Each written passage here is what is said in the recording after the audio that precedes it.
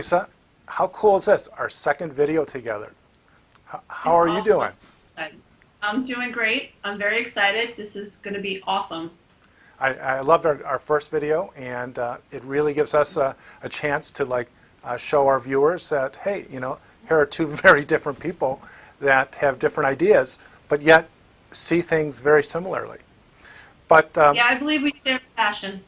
but before we start, a quick shout out. Where Lisa and I are doing a webinar on February 13th, Banishing Fear and Finding Courage to Heal from Codependency. And it's going to be a great Valentine's Day gift because we're talking about self-love. And how could you love someone else without self-love? You can't love anyone unless you love yourself. It sounds so cliche, but all love starts with self-love. And you can't attract anyone who loves you until you love yourself. You just can't. But today, we're talking about disassociation and how that affects codependency recovery. What would you like to say about today's topic? I think it's a very important topic because I don't think most people who are codependent understand how often they probably disassociate and why they disassociated as children and how that's affecting their recovery today. So I think it's and I don't think, in my opinion, a lot of therapists understand how disassociation comes into play with codependence. So I think it's really, really important. The most important part of codependency recovery, at least I believe, is the acknowledgement that to survive, either as a child or as an adult, we had to turn off our feelings, we had to disconnect from our memories and our feelings in order to stay sane. And then I say that paradoxically because the codependent who remembers everything that happened badly to them is one that walks around with a lot of pain and suffering. But to tell them about the codependent who can disassociate, what's their life like? What's their life story? Well, I relate it to my own experience. I disassociated, in my opinion, to escape the pain of not feeling loved and not feeling like I belonged. The tribal instinct was completely frustrated. I felt rejected and like I was in the way all the time. And so what I would do as a little girl is I would disassociate from my feelings completely. Right. I walked around very numb, and people would say, "Oh, she had a chip on her shoulder." And it's because I had this tough exterior that I think was trying to protect me from what was going on inside of me. But yeah, and as an adult, you're not connected to how you feel. And you end up worrying about how everyone else feels. And it's so much easier for you to know how your spouse feels or how your kid feels or how your mother feels than it is to know how you feel. But I'm going to add, it's not only easier, it's safer because we recovering codependents and codependents in general, we learned that if we should recognize the unfairness, the harm, the abuse, and the neglect that we are experiencing if we recognize it, we'll get mad. If we get mad, we communicate that either verbally or non-verbally, like you did with your chip on your shoulder. And then when our narcissistic parent or our narcissistic loved ones see that, they punish us. They punish us for being upset at what they did. So we have two choices, to verbalize that or shut it down. And that's where the disassociation, the disconnection from the feelings and the memories actually, ironically, helps the codependent survive, either as a child or as an adult. Yeah. You probably know better than I do, but I associate it with the pain versus pleasure principle. Mm-hmm. That the brain associates pain with expressing how you feel. Right. And pleasure with shutting down. And so to me, it's like a survival skill that goes rogue. It's just not safe to feel. Exactly. It's not safe. And you're hitting upon classical conditioning, or some people call Pavlovian conditioning, where you learned that if you should remember your pain, you experience what anxiety or cognitive dissonance, and your brain works to protect you from that, so that it disconnects you from it, so you don't experience the turmoil inside. And so there's a conditioning that if you remember pain, you're conditioned to shut it off. Yeah. It's like a circuit breaker or an on and off switch. Yeah, and we, as adult codependents, we don't realize that we're living that out day in and day out. We're living that out day in and day out. We don't even realize it. How many times have you seen a codependent start to tell their feelings and observe them around a narcissist, and then they're cut off, and then bam, their face goes blank, or they speak? Absolutely, all the time. It's sad. Yeah, it's very sad. Or I have clients who will tell me a horrific story and they're laughing about it. Yes. Oh my gosh. Disconnected, and I feel like it's my job to bring them back and have an emotional response to it to help them understand that that's the way they're skating over what happened. Exactly. That's a great example. In fact, it reminded me of a client of mine who, when she would cry, and it was a most bizarre experience. As she was crying, her facial muscles went into a smile. It was a contortion, and I get goosebumps just thinking about it because me too, right now. Because she was so conditioned to not experience anger and anger that her face went into a smile as she is like emoting pain. I have one woman whose father was a preacher, and she's a twin sister, and both of them were bulimic. Right. And when the dad came home, they would have to go to the church. They'd have to sit there and listen to their dad preach, and the mother greet everybody. But the mom knew the dad was abusive, right. But the mother was afraid of what everyone else would think. Right. So she never defended the children. So the children felt completely unprotected by the mother. The right. mother was codependent on the preacher husband. And these kids had a severe, talk about lack of self-love, right. And ended up feeling out of control and powerless and tried to fit in and be perfect, began sexual relations way too early. Right. My client ended up having a child very, very early, which shamed the whole family, the whole preacher family. Right. And when she contacted me, she was severely bulimic, but understood that it had something to do with having a narcissist and a codependent for parents. Right, and that's a great example of how being raised by a narcissist is so destructive. But we're both noticing the same thing, that if you're raised by what I would call your garden variety narcissist, your typical manifestation of narcissistic personality disorder, versus the covert narcissist, it seems to me, and what I'm hearing from you, is that the psychological damage caused is more severe, because you're dealing with the sociopathic elements of the disorder, the secretiveness, the almost like a split personality. So if you're a child and you're just raised by a narcissist, I mean, that's trauma in itself. Yeah. That affects development of our self-esteem and our ability to even love and care for ourselves. But if you're raised by a narcissist who you see as nicer to everyone else except to his family, then the message is you're even more worthless than... For me, I'm sorry. Oh, go ahead. Go ahead.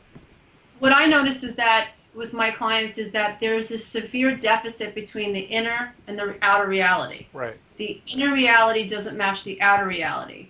Daddy's a preacher, so mentally he should be a nice guy. But emotionally I don't feel like he is. I should love him, everyone loves him, but I don't. So there's this severe conflict between the inner reality and the outer reality. And the fact that I think it creates so much confusion. And I think that's where a lot of disassociation comes from, because the child can't trust her internal experience of what's happening. Nothing feels real. Nothing is tangible. And there's no one validating the internal experience of the child. If anything, they're being told that their reality is unjustified, that they have no right to that reality. It's horrible. You know what's really cool about you, Lisa? Is that you get this problem on such an accurate and deep level, where people with a master's degree and PhDs don't, and it proves that an education or all the letters behind your name doesn't make you a healer or an effective therapist. So I really appreciate that. It means a lot coming from you, because you're a smart man. no, I have all the letters and have more You got a and lot more of and more debt. But you said something that really fascinated me, and I speak about it too. And I love the way you talked about disassociation. Is during early childhood, when children are supposed to attach with their parents, if they are raised in an environment that lacks safety, love, and caring, lacks the basics that can help them feel like they're a good person, they have to figure out a way to survive this traumatic environment. And the child who's going to become codependent learns that they're only safe when they focus on other people and learn to be there for their parents. And they start this, what I think John Bradshaw said, this personality type of the human doer, the invisible person, the one that is only lovable when she or he can take care of others. And I think that's the moment of disassociation you're talking about, where you have to disconnect from the fact that you're not lovable for who you really are, because that's really, really painful. And I'm so glad that you connect to that with the work with your clients, because I think that's ground zero of our codependence, that they come to us and they don't know why they keep making these same mistakes. And especially when it's a covert narcissist. Talk about confusing. Oh my gosh. So confusing. I feel in my own experience, because it was so painful, and people ask me, how do you remember so much from your childhood? Right. Because it was so heavy. It's hard, it's hard to forget. I remember going to, and I talk about this in The Road Back to Me, Right. where this huge disconnect between my mother and I wanted more than anything to heal it. And 9 years old, going to the card store and wanting to buy her a card, some mushy card, to try to get her to understand that I loved her. And then the moment I put the card back, because I heard my mind say, "You're bad. Bad kids like you don't do this." And I put the card back. Right. And I remember exactly where I was, the moment in time where that thought came over me, where it was programmed into my mind that I was bad. But for me, I think that I started to disassociate because I had so much anxiety in my body, because I wasn't able to fit in. No matter how I tried, I had so much anxiety. And I think that, I used to pull hair out of my head, and I used to count. And I think those were my ways of coping with this tremendous anxiety of just trying to gain my mother and father's validation, and just always being aware that I was not getting it. And I don't know how you feel about that. Oh, I could listen to you all day, because I love the way you explain it. Because not only did you experience it, but you know it well enough to teach others. And disassociation in its different forms, I think, is a heart and soul of codependency or self-love deficit disorder treatment or healing or coaching, because our folks that see us, they don't even know they're disconnected, because they disconnected early on to survive, and they don't have a clue. They're oblivious to it. Yeah. And how dare you, as their child, want something more from them? How dare you, as their child, not be happy with what they're giving you? And that's the message. And I love when you said it. It's like it was a tape in your head. Yes. Codependents, even recovering codependents, they hear that tape in their head that you're selfish, or you're ungrateful, or you're needy, and they misidentify that tape as their own voice. But it's the voice of that narcissistic parent early on, telling them that whenever you want something, you're bad, because it makes the narcissist feel bad about themselves. Yeah, I agree. I agree. And I think children are sponges. They're in a theta brainwave state until they're about 8 years old. So they're hypnotic. So whatever message they receive from their environment, they're perceiving that, and that's getting downloaded. So if mommy gets annoyed because you say you're hungry, then the message is, you're not worthy to be fed. Your needs just don't matter. And children feel that. And what you're talking about from a clinical point of view is you're talking about attachment theory, that children, humans, including primates, we are wired, we have evolved to need attachment in order to develop psychological and social skill sets. And when there's an absence of attachment, negligence, deprivation, or abuse, it changes the way that we perceive the world and eventually treat ourselves and others. And when the world is hostile and your parents who are supposed to take care of you feel dangerous, you survive this lack of attachment experience by shutting down, and that's the disassociation you're talking about. I mean, Absolutely. how could you grow up thinking you're a horrible child? No, you think about, I'm a good child when I take care of everyone else. Did you struggle? Absolutely. Did you struggle with that in your codependency recovery? Later on, when I was a child, I just felt bad. I felt neglected. I felt like I was in my mother's way. My mother was a rager, Oh, you know. I mean, I wanted so desperately to connect with her and let her know I loved her. I wrote her poems, but it was never quite enough. Later on, you know, when I was about 15, I became very boy crazy. Right. And that's when I believe that I developed the I need to please you so that you can see me. That's where that started. But when I was young, I felt bad. I just felt really worthless as a child. Suicidal at 12. You know, I had my dad's pistol to my head at 12 years old. I wanted to die. Oh yeah, I was humiliated very badly in school one day when I was 12, and I thought, there's no reason to live. It's bad at home, it's bad at school. I don't think I can suffer this pain one more day. And it was bad. And so, but after like about 15, my first boyfriend, that's when I really saw my codependency. Now looking back. So what you're talking about is, and by the way, thank you for sharing that, because you know your story, our story, helps people realize they're not alone, and gives them permission to talk about their own. In fact, getting back to the theme of this discussion, disassociation, is that you didn't disassociate. Not all codependents disassociate. You walked around with this reservoir, this pool of pain, so much so that you contemplated ending your life. But there are this whole other group of codependents who disconnect and see the world as this half-filled cup, this rosy, the rose-colored glasses type of view of the world. And when you start getting them to talk about their background, they start to tell stories like the one you just said. Yeah. And they disconnected.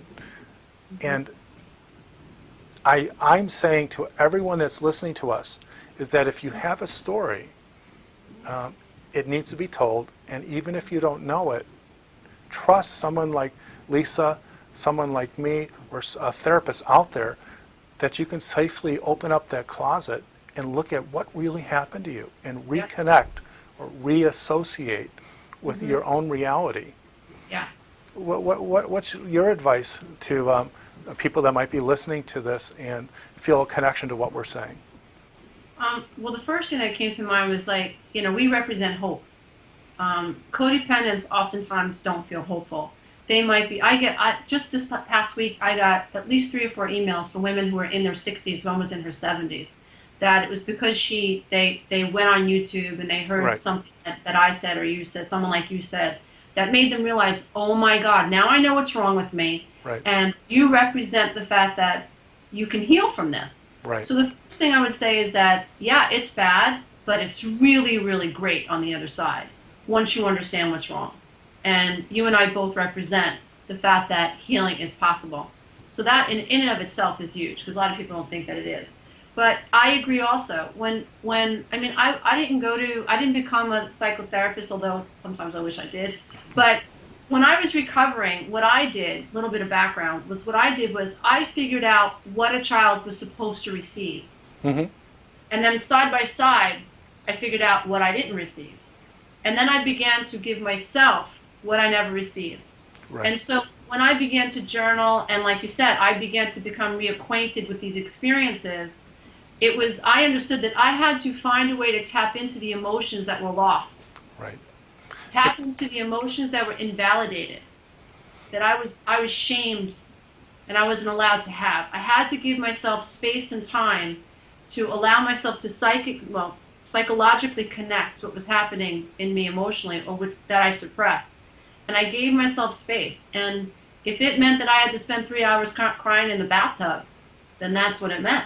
But I had to find a way to connect to those emotions so that I can make them real, so that I can feel valid. And your experience runs very much. It parallels my experience as a therapist, and I help people understand that their lack of self-love, their horrible feelings about themselves, the shame, the guilt, the self-hate that they carry, is rooted in what happened to them when they were a child. And I open up the doors to understanding and remembering one little bit at a time what actually happened, so they can reconcile the reality of it. Because when we disassociate, we block the painful memories from our consciousness as a way to survive. It's a defense mechanism. Absolutely. And in your case, you were, I know this sounds kind of paradoxical, but you were healthy enough to be able to manage it, although very, very impaired as a child. But there are some people that are so disconnected or disassociated that we have to find a path to remember their experience so that they can embrace what happened and incorporate that into their own reality so that they can see that they were a victim. And that's really the essence of what I call the codependency cure, which is a video that I did, a 6-hour seminar video, and a book that I'm writing. But what I'd like to do is I want to wrap this up because we're going to do more videos together. But I really appreciated the opportunity to talk about disassociation as a really important element of codependency or self-love deficit disorder treatment. I agree. Any thoughts that you have to close it all up? Yeah, the one thing I'd like to say before we close is that it's okay to be angry at your parents. A lot of us have been conditioned to think that we need to honor our mother and father. And there's a lot of fear surrounding just confronting, even in your own head, that my mother and father screwed up. And I think that it's really important that what we do is we help validate people's childhood experiences as being traumatic, even though the people in their life program them to believe it was no big deal. Well, I'm gonna take what you said and just add another element to it. We help them acknowledge how they feel is real. Yeah, valid. Because they've learned to discount their own experience, their own interpretation, in favor of the other person that hurt them. So they can realize that they're walking around they're a walking wounded. Yeah, and it's scary, and that's why we talk about the courage being such a big issue, because, when you realize how abused you've been, that messes with your memories. That messes with your reality. That messes with Christmas. That messes with Easter. That messes with the next birthday. How do I deal with this? Well, it distorts it by the conscious memories of thinking you're fundamentally broken or damaged, or it takes the memories away and you've disassociated or disconnected. Well, it seems like we can talk about this for hours, but we're going to wrap this up. But I just wanted to mention once more that we're having on February 13th our first webinar. It's going to be a 3-hour webinar. It's called Banishing Fear, Finding Courage to Heal from Codependency or Self-Love Deficit Disorder. I'm very excited about it. Yeah. Send us your email address so we can put you on our mailing list. Email us at info@advancedclinicaltrainers.com. Thank you, Lisa. It's been great. And I look forward to our next video together on YouTube. Awesome. Namaste. Okay, bye-bye. Bye.